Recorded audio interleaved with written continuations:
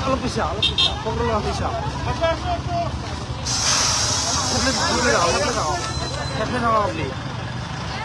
আপনি আপনি তো অনুমত আপনি হেতু সেটা না সাইজেস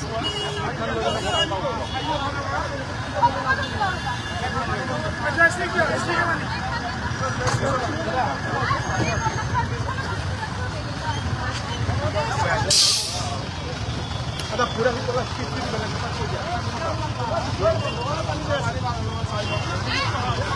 पानी ऊपर से पानी ऊपर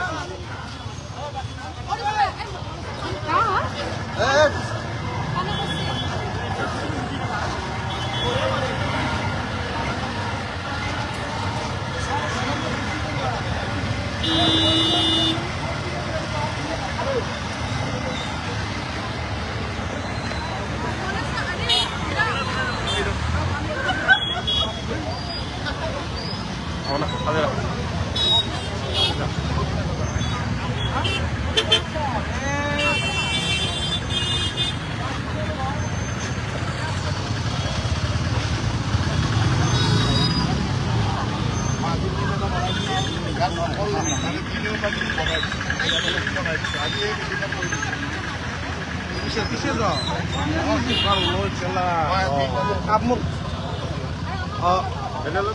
অলপ ফেলে যাব গাড়ীখনে কি ধৰণে উপকাৰ কৰিব আৰু আজি নলবাৰী পৌৰসভাৰ অধীনত আমি এন কেপৰ আঁচনিৰ জৰিয়তে বা এন কেপৰ ধৰণে আমি ইয়াত প্ৰদূষণমুক্ত কৰিবৰ কাৰণে ধূলি বালি ইত্যাদি নিয়ন্ত্ৰণ কৰিবৰ কাৰণে এখন বাহন অনা হৈছিল।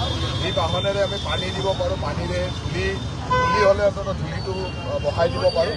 আজি মই এই বাহনখন অফিচিয়েলি ইন'গ্ৰেশ্যন কৰিলোঁ আৰু মই নিজে এবাৰ চলাই চালোঁ আৰু মই ভাবোঁ যে এইখন বাহন অহাৰ পিছত নিশ্চয়কৈ আমাৰ মাজে মাজে যি ৰাস্তাত ধূলি হয় বা কিবা অসুবিধা হয় সেইখিনিক নিয়ন্ত্ৰণ কৰিবলৈ সুবিধা হ'ব। আৰু আমাৰ সকলোৱে জানে যে 2024 চনৰ জানুৱাৰী মাহত আমি নলবাৰী চহৰখনেই ভাৰতৰ ভিতৰত আটাইতকৈ প্ৰদূষিত চহৰ হিচাপে পৰিগণিত হৈছিল, কিন্তু আমাৰ কাৰণে খুব দুখৰ বিষয় আছিল।